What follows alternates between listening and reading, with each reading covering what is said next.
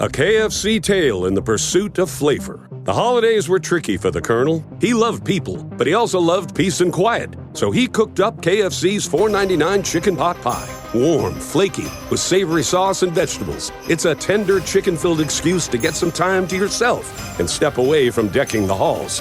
Whatever that means. The Colonel lived so we could chicken. KFC's Chicken Pot Pie. The best $4.99 you'll spend this season. Prices and participation may vary while supplies last. Taxes, tips, and fees extra. Hey, Ryan Reynolds here for Mint Mobile. You know, one of the perks about having 4 kids that you know about is actually getting a direct line to the big man up north. Mm-hmm. And this year, he wants you to know the best gift that you can give someone is the gift of Mint Mobile's unlimited wireless for $15 a month. Now, you don't even need to wrap it. Give it a try at mintmobile.com/switch.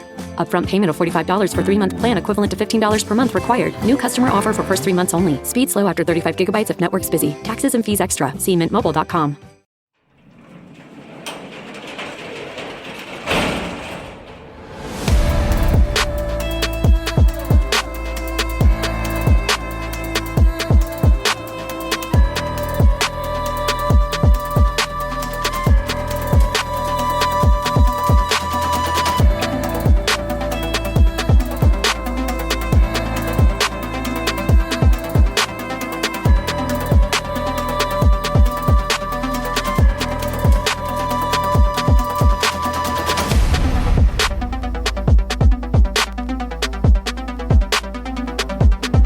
Welcome to True Crime Garage. Wherever you are, whatever you're doing, thanks for listening. I'm your host, Nick, and with me as always is a man who maxed out all of his credit cards for this year's Christmas, the Captain. It was all that cocaine and strippers. It's good to be seen and good to see you. Thanks for listening. Thanks for telling a friend. Today we are extra holly and extra jolly. If you shake us, we jingle. That's right, we are still sipping on some holiday cheer from Shiner. This is a Christmas and holiday brew dressed up with some Texas peaches and roasted pecans. Some say it's too peachy. I think it's absolutely delicious. I'll tell you how I do it. I only have 2 because, yes, after that, it is too much peach. But pour this one into your favorite frosted mug and sit by the fireplace with a nice warm blanket and chill out. Garage grade 4 3/4 bottle caps out of 5. Deck the halls, baby. And let's give some thanks and praise to our good friends for helping us out with this week's beer fund. First up, a cheers to Andrew Bussum from Roseville, Michigan. And a big we like your jib and tall cans in the air to Jamie from Prince George, Virginia. And last but certainly not least, we have Rona McDonald in Glasgow, Scotland. Rona, we like the cut of your jib. Rona's attempting to reconnect with Laura Miller from here in Central Ohio. So cheers to both of you. Hope you connect. And cheers to everyone we just mentioned and to all for listening. And to all of you we say, thank you. Yeah, BWRUN Beer Run for everything True Crime. Check out truecrimegarage.com. Make sure you follow us on social medias and give us a 5-star review if you get a chance. Hey, just go over to Apple Podcasts and go, hey, these guys are the best to ever do it. Some say the Michael Jordan of podcast, and that's enough of the BS-ness. All right, everybody gather around, grab a chair, grab a beer. Let's talk some true crime.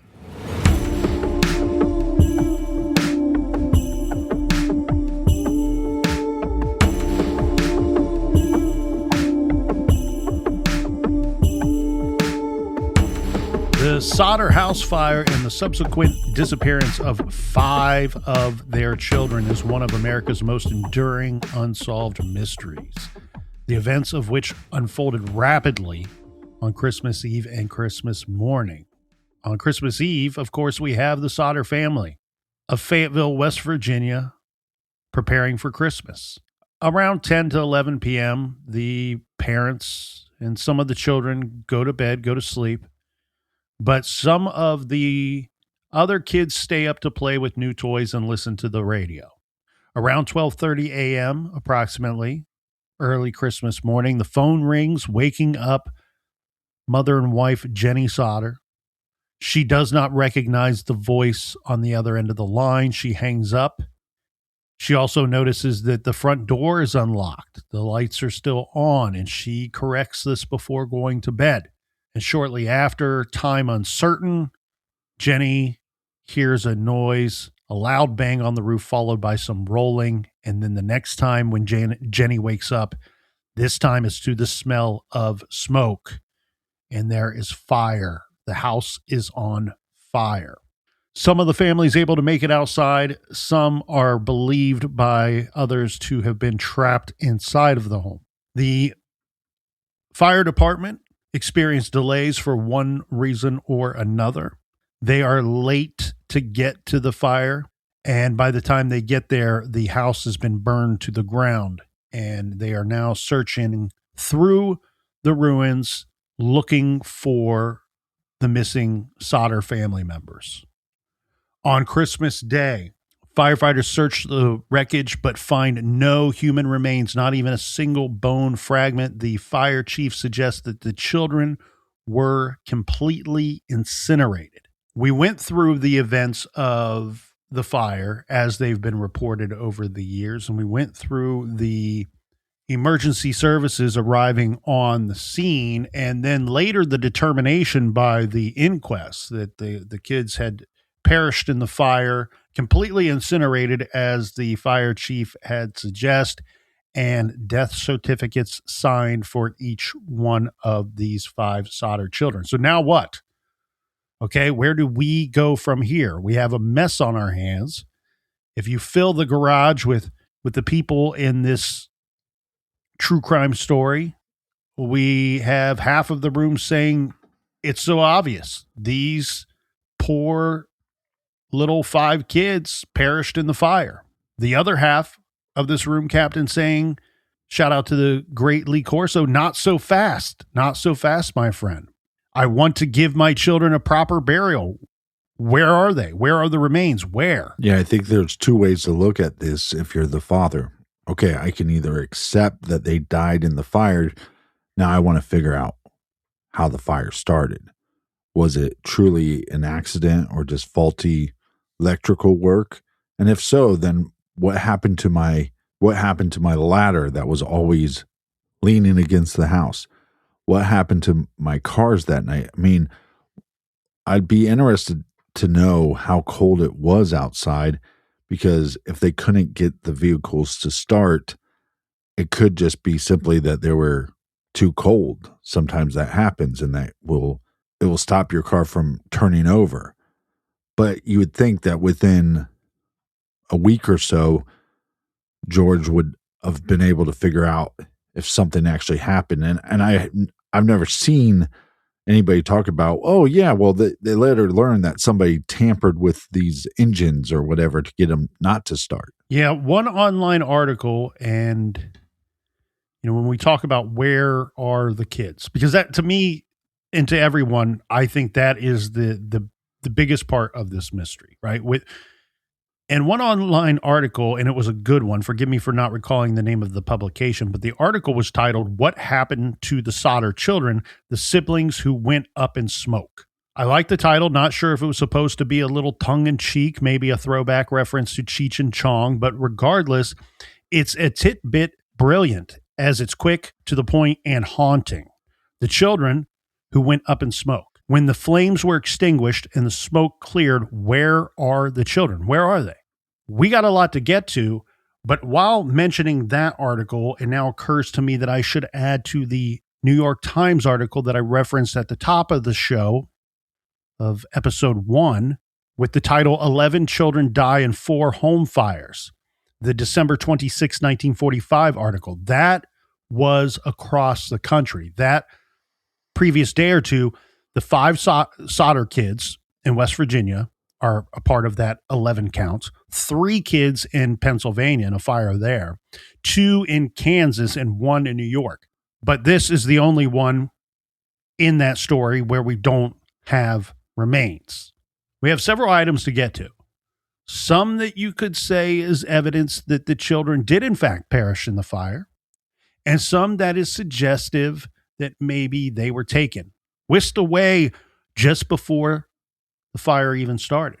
So we have a statement made that the 5 kids were definitely in the house after the fire started. We have the ladder that the captain has brought up.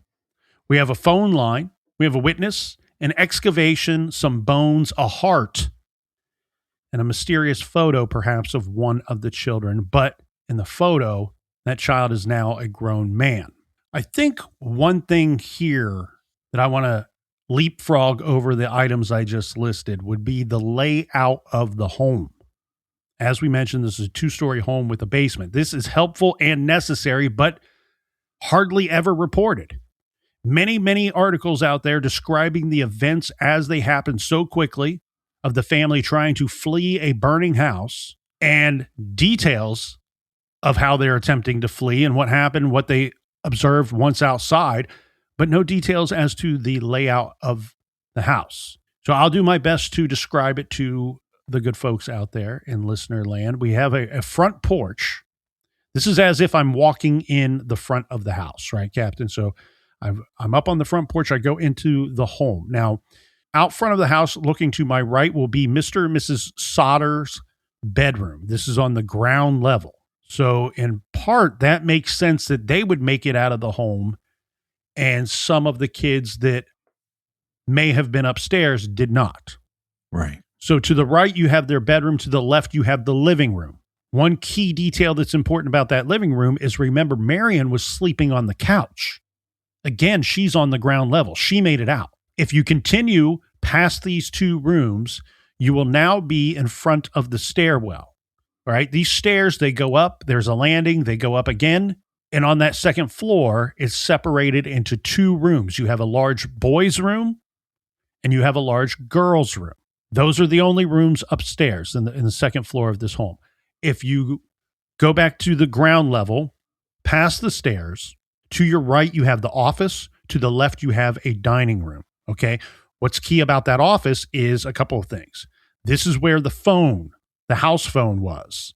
This was the phone that Mrs. Sodder says that one, she wakes up in the middle of the night because the phone was ringing, answers it, doesn't recognize the voice, call ends.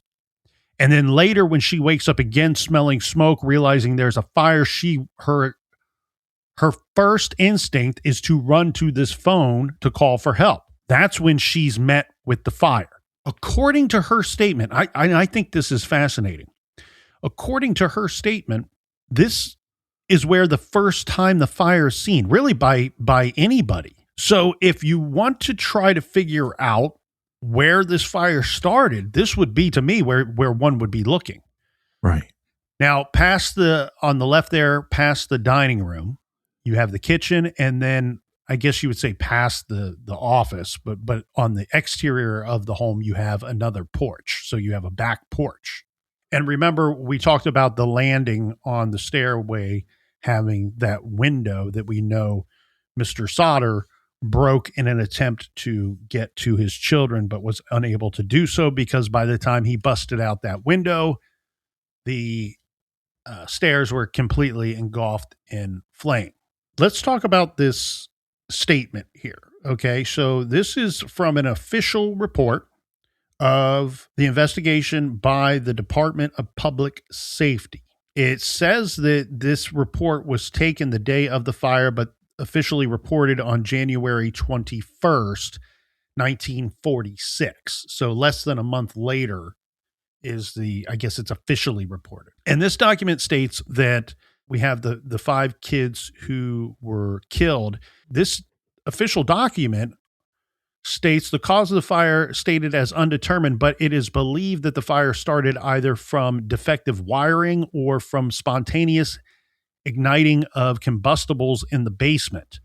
It is mentioned that the basement was used as a workshop for their trucks, but there is no mention of gasoline being in the basement. Okay, so this is a point. I believe the family denies that there was combustible materials left in the basement. Correct.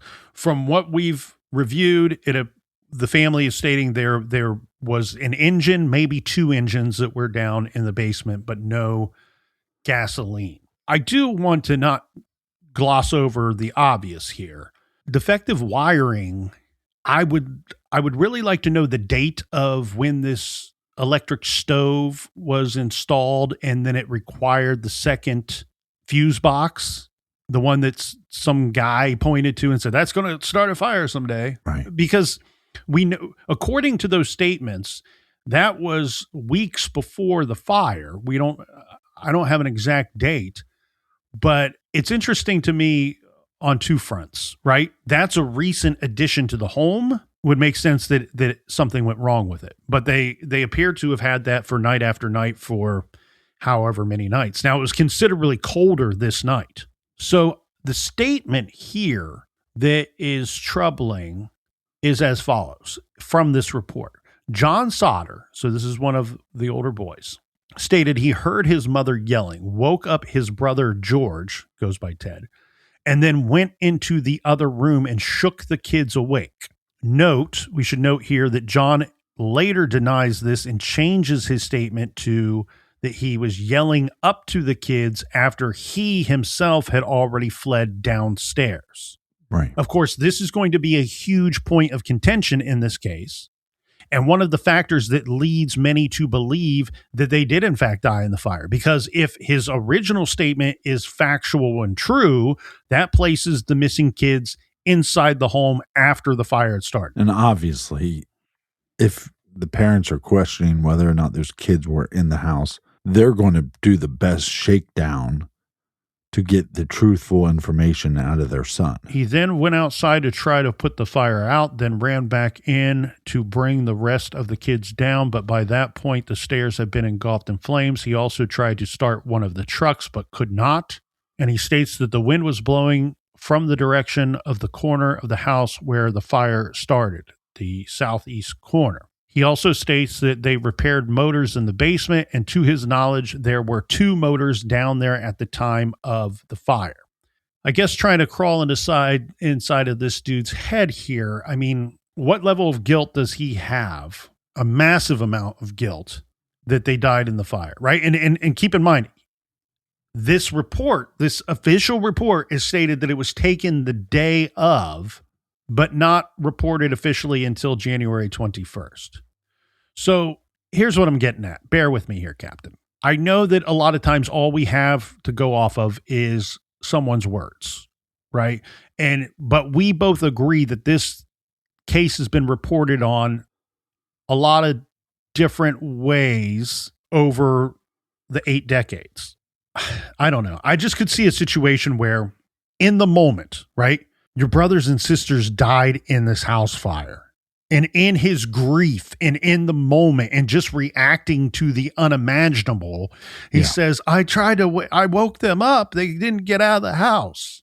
And then later, with a clearer head and a clearer view of what he remembers, states, I didn't wake them up. I ran downstairs and I was yelling for them to get up. Yeah, I can't remember who said it, but because I'd love to give him credit for this thought, but the thought was that his initial statement is what he should have done. And the later statement was the truth because of eventually, as there's questions, are they in the house or not? These little details then matter. And once this individual knows that these details matter, he just tells the truth. Exactly. I could see that. I mean, again, in the moment, reacting to the unimaginable, what did he say? And is that a reflection of the truth or not? Or more of his feelings? The latter is an interesting part of this story. I think it's one that's talked about at length, but you and I agree on the general statements regarding this ladder. We have multiple members of the Sodder family saying the ladder was always here in this position. We always kept it here. And then when we went to go and get it, when we needed it the most during the middle of this fire, all of a sudden it wasn't there. Now, the ladder is stored outside of the home. Any person could get to it. Anybody could take it. Somebody could do something with the ladder. What we do know, and this is in every report, distance varies, but the general statement is always the same. The ladder was later found over an embankment. And some take it a step further to say, it appears somebody had thrown it over an embankment. And the report I have in front of me here, Captain, states that it was approximately 70 feet from the home. Yeah.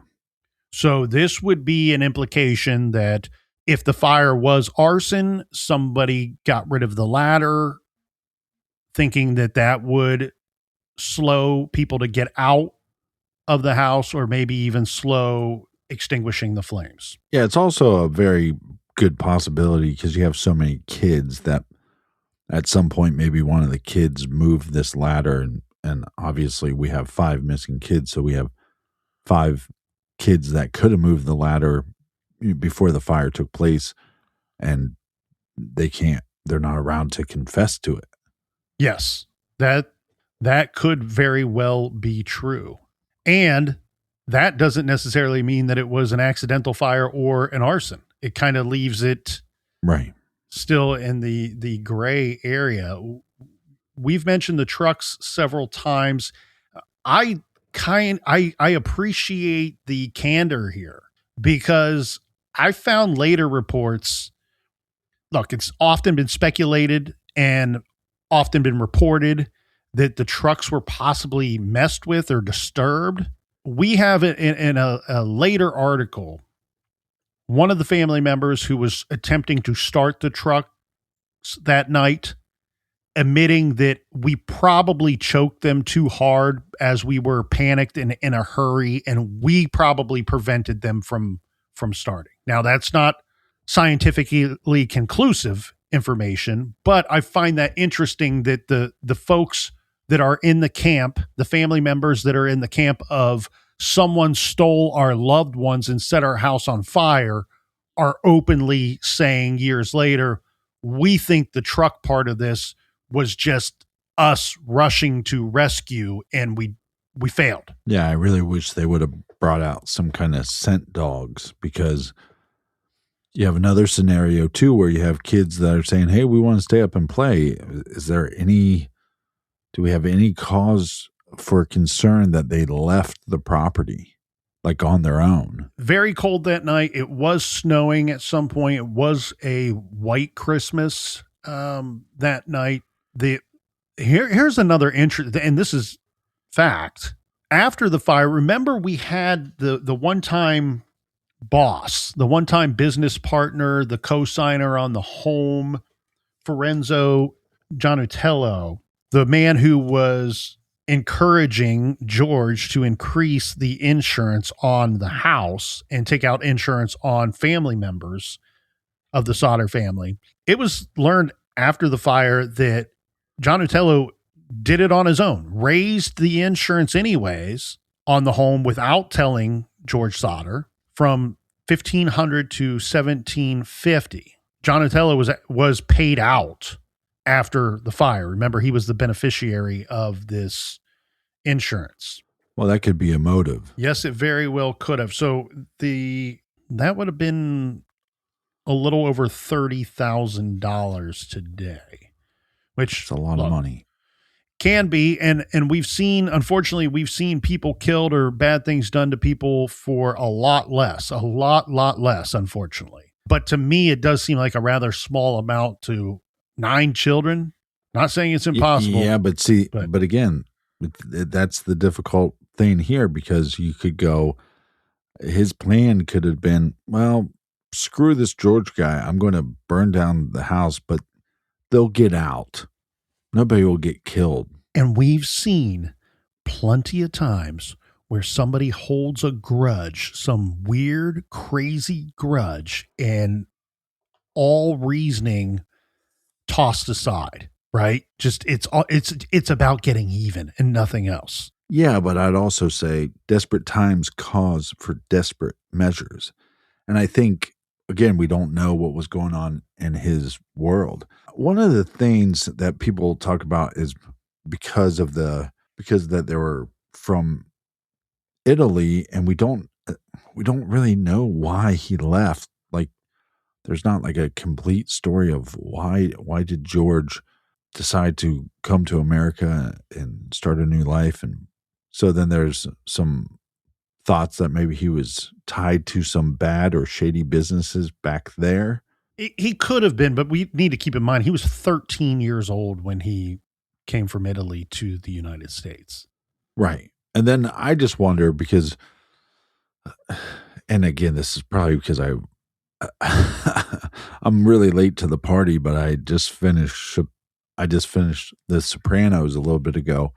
And you see in that situation where they're like, oh, well, if we're going to mess with, if this guy owes us money or this guy is dead to us, the actions of terror or the actions of violence is towards that individual. They normally stay away from children and wives and stuff. And so, but that gets brought up often in this case. Well, and the witness that we have is quite interesting because we talked about where did the fire start? That's always been something that is heavily debated. And we do know that based off of the statements given by Mrs. Sodder, that she appears to be the first one in the family to see the flames, and she sees them in the office, already inside of the home.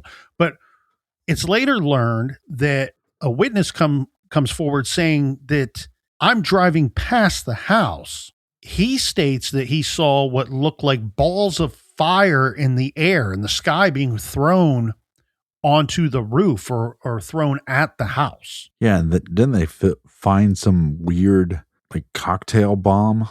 Yeah, so that's when I read that statement, I immediately went to Molotov cocktail, thinking that that's what may have been thrown. There is a statement in one of the reports that later they found what they described as either a pineapple bomb or a grenade type device. And some reports state that they were like little green balls, but I don't know. You would think that would be something that would be photographed and well documented and not kind of like oh, by the way. Again, because this case is so bizarre and mysterious, it lends itself to some wacky rumors.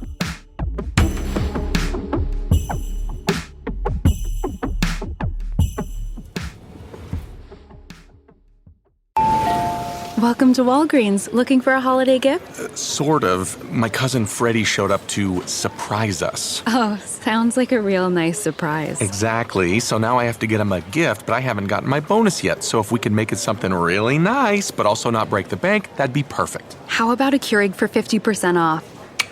Bingo. Savings all season. The holiday road is long. We're with you all the way. Walgreens. Offer valid November 26th through December 27th. Exclusions apply. What if you could cover your gray hairs without damage? With K18 Molecular Repair Hair Mask, you can have strong, soft, bouncy hair and keep your root touch-ups. Because it doesn't just cover up damage, it's a deep damage fix. Patented K18 peptide repairs on the molecular level. So no matter what you do to your hair, K18 will be there to fix the damage. Shop at Sephora or get 10% off your first purchase with code PODCAST at K18hair.com. That's code PODCAST at K18hair.com. Hey, Ryan Reynolds here, wishing you a very happy half-off holiday because right now Mint Mobile is offering you the gift of 50% off unlimited. To be clear, that's half price, not half the service. And Mint is still premium unlimited wireless for a great price. So that means a half day, yeah? Give it a try at mintmobile.com/switch. Upfront payment of $45 for 3-month plan equivalent to $15 per month required. New customer offer for first 3 months only. Speed slow after 35 gigabytes if network's busy. Taxes and fees extra. See mintmobile.com. Time. It's always vanishing. The commute, the errands, the work functions, the meetings, selling your car. Unless you sell your car with Carvana. Get a real offer in minutes. Get it picked up from your door. Get paid on the spot. So fast you'll wonder what the catch is. There isn't one. We just respect you and your time. Oh, you're still here? Move along now. Enjoy your day. Sell your car today. Carvana. Pickup fees may apply.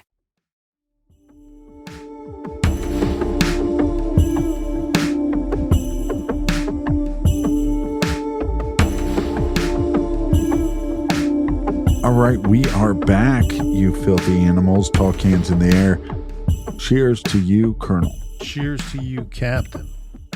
Little Shiner holiday cheer beer with a eggnog sidecar. Everybody out there wishing you the very best and happiest of holidays. The phone line is something that should be discussed as well, because there were reports that the phone line, and this makes sense, simply melted, was destroyed in the fire. Some of the reports state that Jennie Sodders picked up the phone and the phone didn't work. Right. The report I gave and chose to use here for the telling of this true crime story is that she didn't make it to the phone because of the flames. The office space was already engulfed in flames, and she couldn't make it to the phone. Yeah. Either way, the result is the same. No phone call for help came from inside the Sodder home. Yeah, and again, I'm not an electrician, but we get into this weird gray area because you have some eyewitnesses saying, well, yeah, we saw a fire, but the lights were still on. And then you go, well, they have this separate fuse box.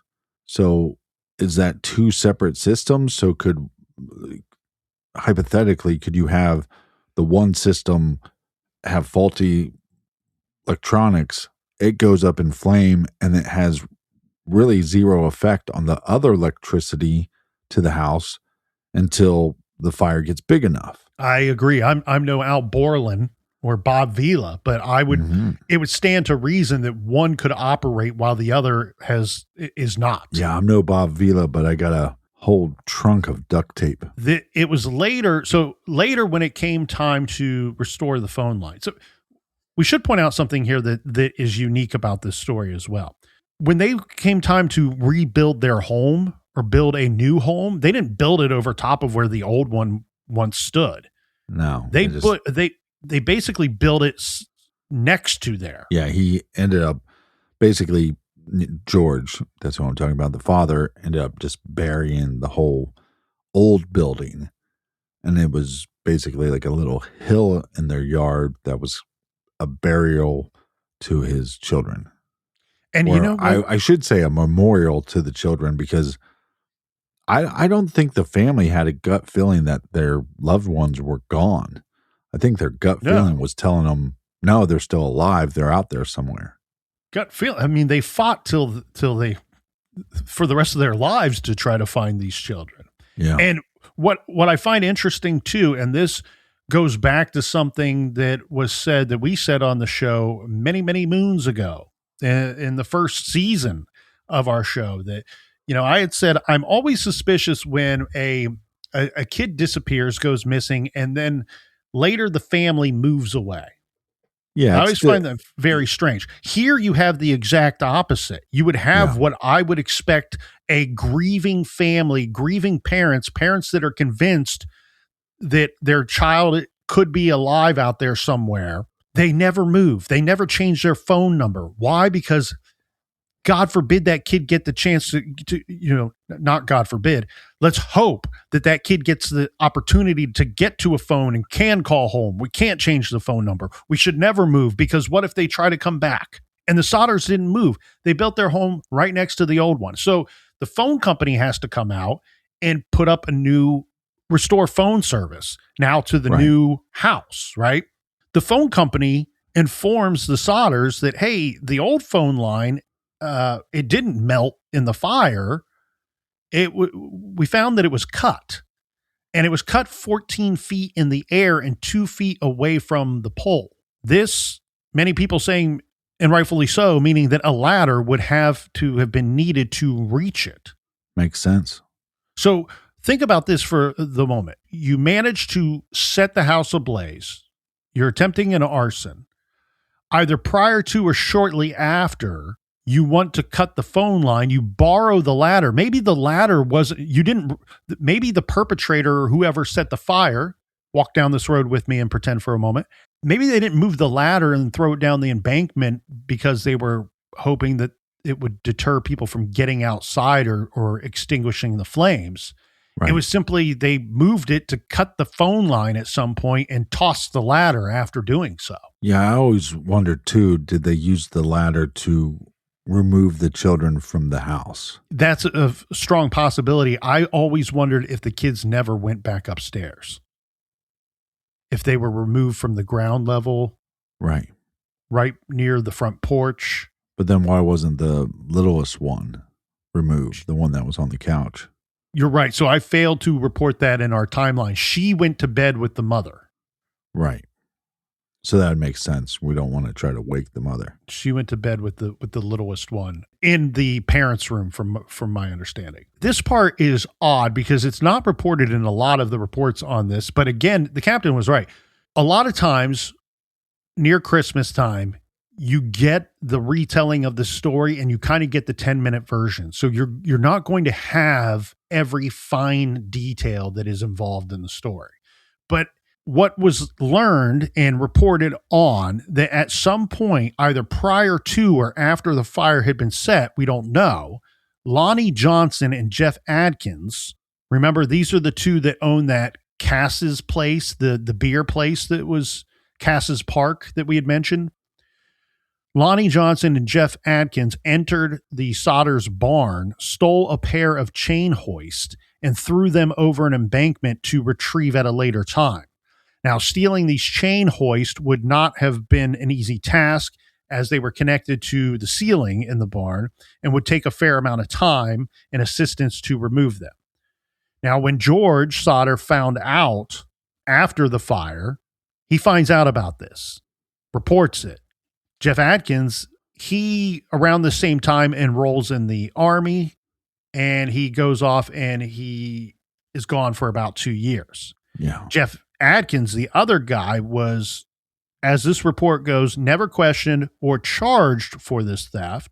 However, Lonnie Johnson was ordered to appear in court, but never did, and was eventually fined $25 for this, and nothing else was done.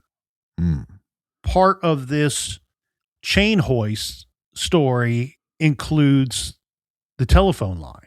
Lonnie Johnson also admitted to cutting the telephone lines because, quote, he thought it was the power line and thought cutting the power line would stop the fire. And we know, based off of the other reports, that Lonnie Johnson and Jeff Adkins were persons that showed up to the fire that morning. So his statement is, yeah, I cut the phone line, but I didn't know that it was the phone line. I thought there's faulty wiring. It's an electrical fire. If I cut the power to running to the house, that would help put out this fire. Which would have probably killed him. Yeah. Well, he's probably your criminal, because what have we learned in the last 10 years?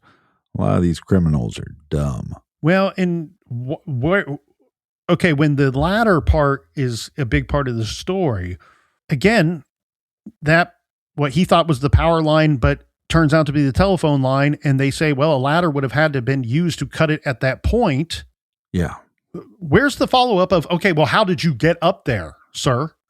And, oh, you used the family's ladder? Because here's the part that matters with this. If it was cut before the fire and he used that ladder, he moved the ladder. If it was cut after the fire, which we don't have that marker on our timeline. It's not known. But it goes back to, well, did he bring his own ladder to the situation to cut it to try to save the day, or did he move the ladder after the fire had started? Because if he was the one to move the ladder, then the ladder was still in its position when he found it. Yeah, then it makes you wonder if George, the father, is telling the whole truth and nothing but the truth, or again, it's a very chaotic scene. So the fact that some of these individuals are going to report things that might not have been true because there's this chaos, that's a very good likelihood. So then if you can explain the cutting of the phone line, and you can explain the ladder, you can explain the cars. Oh, we just probably choked them out too quickly. Okay, that's great. And maybe it was just an accident. But where are the children? And I think that's what's very difficult too, because I'm not a scientist. I can't tell you when somebody's cremated how much is left behind, how big are the bone fragments. Because these were smaller children, would that play a role? Is there a difference in the bone density of smaller children? Would that affect how, and it's no easy way to say that, but it's like, there could be all these reasons that would affect if we find their remains or not. Mm-hmm. So you can have a situation where, and that's where I go back to with like the insurance man when he goes, oh, well, your house is going to burn down and your kids are going to suffer and blah, blah, blah. Did he do an inspection? Because I was watching the show the other day. You might have heard of it. It's called The Gilmore Girls. And she had a bed and breakfast, basically, inn. And she thought she was getting screwed on her insurance. So she had an agent come out, but the agent had to do an inspection on the house. So this is information that George would have been privy to. When the agent came to the house, was he making threats? Or did he go around the house and look at things and go, hey, yeah, your electrician told you this stuff is correct, but it's not. And you need to do something about this. And so then when George says, well, no, I'm not going to do anything. I'm not raising the insurance on this house because I wouldn't benefit from it anyways. And the agent's like, yeah, but I just inspected your house and you have some problems. So if you don't do this, your whole house is going to burn down. Your children are going to die. Like, where's trying to talk some sense into him? So that's where it's like, did this individual threaten him, or was the individual trying to say, what are you doing? Like, you have things that you need to fix or bad things can happen. Well, later we have bones that are found. We have an excavation that takes place and it yields some findings. Those findings are some bones. Okay. So this report on examination of bones by Oscar B. Hunter. The items that are being tested were received on August 19th, 1949. The report is from August 25th, 1949. We have 8 fragments of bone that were found in the northeast corner and were determined to be animal bones. 6 bones, 2 of which are fragments, were found in the southeast corner. 2 fragments were determined to be chicken femurs, but the other 4 definitely consisted of a lumbar vertebrae. Okay. So 8 fragments of bone were determined to be animal bones. And then we have 6 bones. 2 of those fragments were determined to be chicken femurs, but the other 4 definitely consisted of lumbar vertebrae. These vertebrae show no evidence of being burned. However, the approximate age of this vertebrae, 14 to 15-year-old child. Now, here's the problem. You don't find the rest of the skeleton. What this report states is that this vertebrae would have had to have been forcibly removed from the rest of the skeleton, suggesting that these bones were separated from the remaining portion of the skeleton at a later time, and that the skeleton was, the vertebrae too, have no evidence of being burned. This is very strange. So while it may tell some people that this could be one of the kids, remains of one of the kids, it's also saying that these remains weren't burned at any time. So there's a shipping invoice to the Smithsonian Institute that took place on September 20th, 1949. Inside of it were those human and animal bones. And the human bones consisted of 4 lumbar vertebrae belonging to one individual. The age of that individual is anywhere from 16 to 22 years of age at the time of death. So this is a different report by a different agency. It is possible, but not probable, that these bones would belong to a 14-and-a-half-year-old boy. So that would be Maurice. Again, this report too states vertebrae showed no evidence of being exposed to fire. This report also states that it is very strange that no other bones were found. Also states that since the house was estimated to have burned for only, this report says half an hour, but I'm with the captain. I've seen reports 45 minutes to an hour. That they would expect to have found full skeletons of the children, not just fragments. And then did you hear the story about the heart? You saved the best for last. We have a heart that was found, all right? Bear with me on this because it's complicated. It's stated that a heart was found and that it was buried at the scene. Now, when the Sodder parents catch wind of this, they want to know that Where was this heart? We want to retrieve it. Where was it buried? And they were told that it was a stake was used to mark where it was buried. The problem with that portion of the story is there's no stake. The family remained on the property. They lived on that property, no stake. So eventually they're shown where this air quotes heart was buried, to which when they retrieve this item, it is sent off for testing, and it's determined to be a beef liver. So not a heart at all, and not human. And some reports state that it is fresh. So keep in mind, this is quite a bit of time later. So this is saying that somebody went back to the location of the fire, the house fire, and planted this item in hopes that whoever found it would buy what this person was selling, that it was in fact a heart. Now, later, this person admitted that, hey, I went there and I put this item there. I was hoping that the family would find it, and then in turn, they would accept what happened to their children. That they clearly needed some strong evidence to tell them that their kids perished in that fire. They don't have the mental, emotional capacity to accept that. Right. And so I placed this item there. A place to live. Because I was hoping to help them. So stupid. And then we also have have a small town, so all these people are connected. You know, the old boss is connected to the fire department. The fire department people are connected to the coroner. The coroner is connected to the insurance agent. They're all connected. Mm-hmm. But it's weird because it's like, okay, if these 5 children, everything scientifically kind of points to that they're not in the house. And then you go, cool, okay, so maybe the fire was a distraction for kidnapping these children, or an attempt to cover up them being taken, right? No, that's what I mean. Like, we're going to take the children and then we'll start this fire, and then everyone will think that they died in the fire. And as you pointed out, that was unfortunately such a common thing, much more common back then than it is today. So it would seem conceivable, right? Yeah. And also, I think it's like wintertime, especially back then, wintertime and Christmas time was like, that was the house fire season.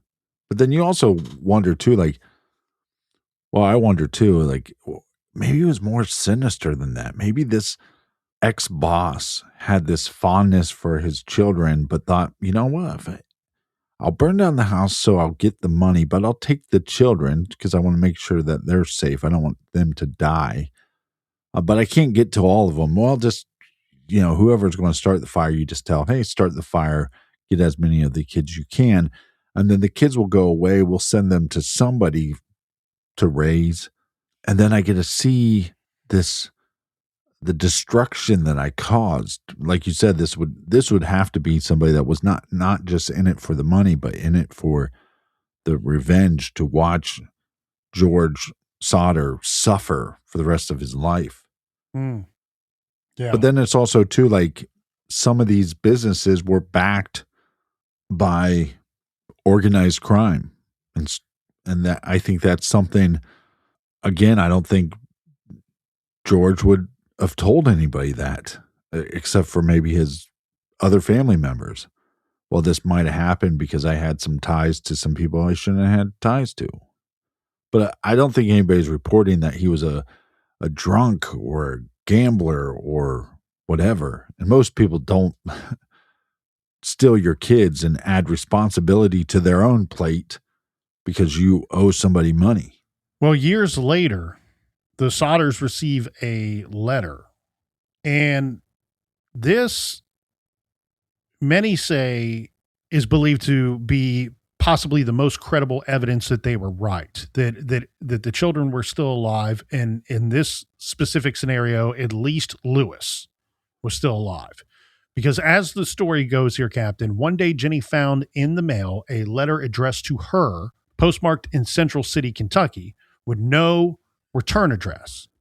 Inside, Jennie finds a picture of a young man who appears to be in his late 20s, maybe 30 years old, with, she says, features that strongly resembled Lewis, one of their missing kids, who would have been in his 30s if he had survived. On the back of this was written, Lewis Sodder, I love brother Frankie, LLIL boys, and then this is handwritten too, so a little bit of speculation here. A90132 or A90135 on the back of this. But they were never able to determine if this was in fact Lewis, where it came from, who sent it, or really any other information about this picture. Now, well, no, I believe they actually had the return address, and this is the one where they sent the private investigator out to look for the individual, but the private investigator took their money and I don't think ever returned.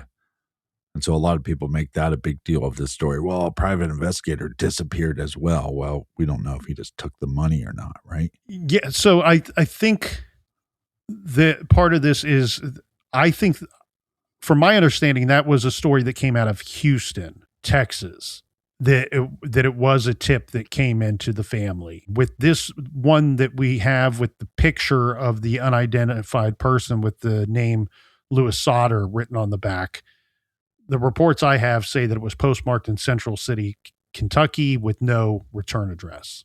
Even if they had an address on it, they're probably not going to put their house address on it so you could come looking for them. You wonder too, like, okay, so if this kid, let's just go down a hypothetical road here. If this child is alive, then the other ones got out of the fire as well, and they're living somewhere else. Now, are they all still alive? Who knows? But that means all 5 got out and they're alive somewhere. And it's probably somebody that just saw from a distance what was happening and felt like they had to do something to give this family some answers or some type of closure. And then I guess you can also, these stories get so big, the amount of pictures I've received of people that go, hey, don't you think this person looks like Mara Murray? Hey, don't you think this person looks like Brian Schaefer? And it's like, I don't know. Did you go up and talk to him? Like you just took a picture from afar, or you found this picture on the internet? So this story being as popular as it was and as talked about it as it was, even though it was a long, long time ago, the story would have traveled slower, but it still would have traveled. So it could just be somebody that thought that this looked like one of the children all grown up. Well, and I think one part too that is important to understand here. Okay, so this story, when you review it and you just start to look at it from the 30,000 feet view, to me, I go, the kids burned up in the house. And I'm terribly sorry that happened, but that seems to be the obvious explanation. Then when you tell me that nothing was found, and then when stuff is found, it's not remains that can be identified as any of these children, most of it not human at all. And then what the remains that were human show no signs of being part of a fire. That's when I start to go, you know what? I have a difficult time wrapping my head around the idea that somebody took the kids and set the fire and managed to keep them away forever. But you don't have a body. You don't have any bodies. And then there's also the science of it. Okay. We talked about items that were found, that were recovered from the site of the fire. And some of those items were coins. So up until 1982, pennies were made of 95% copper, 5% zinc. Copper melts at just under 2,000 degrees Fahrenheit. Zinc melts at just under 800 degrees Fahrenheit. Nickels, up until 1942, Nickels were made of 25% nickel and 75% copper. Nickel melts at 2,600 degrees Fahrenheit. Now, from 1942 to 1945, nickels were made from a 3-part alloy that contained silver and copper because they were saving nickel supplies for the war effort. So this alloy in particular melts at 1,630 degrees Fahrenheit. Bone is difficult. Okay? Bone turns to ash through a process where extreme heat removes water and burns organic material, mostly collagen, causing mineral crystals to change and fuse, requiring temperatures generally from 1,292 degrees Fahrenheit to over 1,800 degrees Fahrenheit. Okay, so that temperature certainly falls within the range of nickels that may have melted. But we have things that are burning not burning and surviving at the scene that burn and melt at a much lower temperature than bone. And then here's the problem though too. If you were to burn bone, so a cremation, right? Let's take cremation for example. Yeah. Crematories reach around 1,800 degrees Fahrenheit. So you're going to burn for 1 to 2 hours, 1,800 degrees Fahrenheit. 1,800 degrees Fahrenheit is much higher than the zinc. Yeah. And it has to burn for 1 to 2 hours. Now, let's pretend maybe that fire did burn for 1 hour. This reducing the body to bone fragments. They didn't find fragments. 1,800 degrees gets you to fragments. If you were to get true ash, complete combustion to mineral ash requires a much higher heat and longer durations of that heat, making bone fully disappear. And it's such a high heat and such a lengthy process that this isn't typically the standard in cremation. You look at the science of it, and I don't want to sit here and pretend to say that, look, that definitively says what did or did not happen that day. I think what it says is this is more reason to question why they didn't find remains of 5 people, not of 1 person, of 5 people. And what are the odds of that? Slim to none. And where I'm going when this is all said and done, I'm going to burn for a lot longer than that, my friend. For those that are saying absolutely not, they died in the fire, I just want you to have this information. Because if it could happen once, it's very conceivable that it could have happened before. Okay? This is a story out of Philadelphia, Pennsylvania. The headline is, a fire that authorities 6 years ago thought killed a 10-day-old girl was a ruse to kidnap the infant, Philadelphia police said. And I'll just read you part of the story.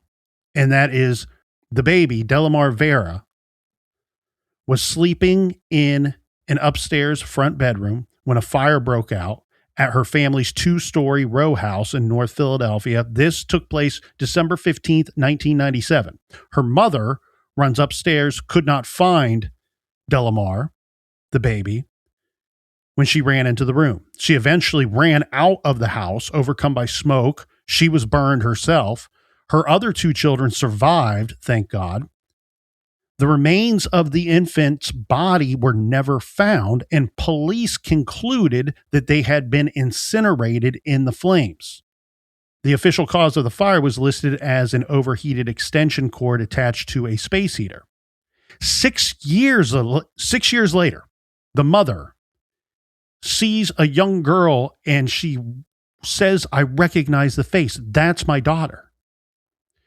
They do DNA test and confirm that it was this woman's missing daughter.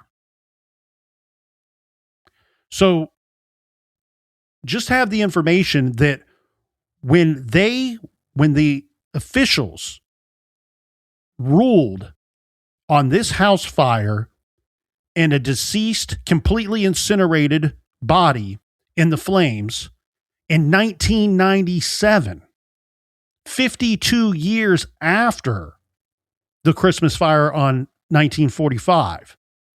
If they got it wrong in 97 using that technology, those resources, then it's very conceivable that they may have gotten it wrong back in 1945.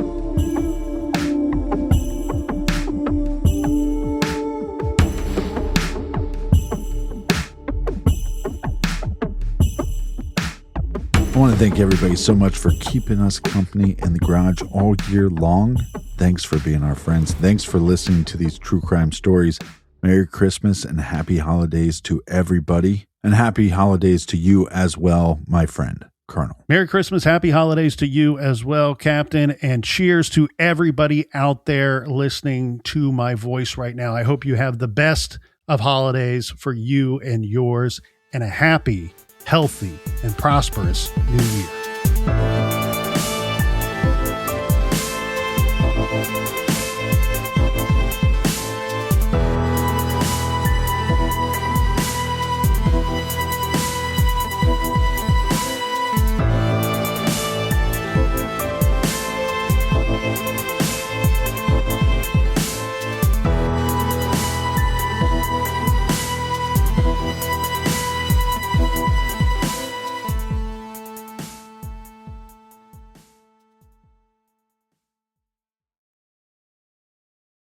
Having the right people in your corner for life's biggest milestones makes all the difference. Like a friend who's there when you're house hunting or checking out a new ride, State Farm is there too, helping you choose the coverage you need.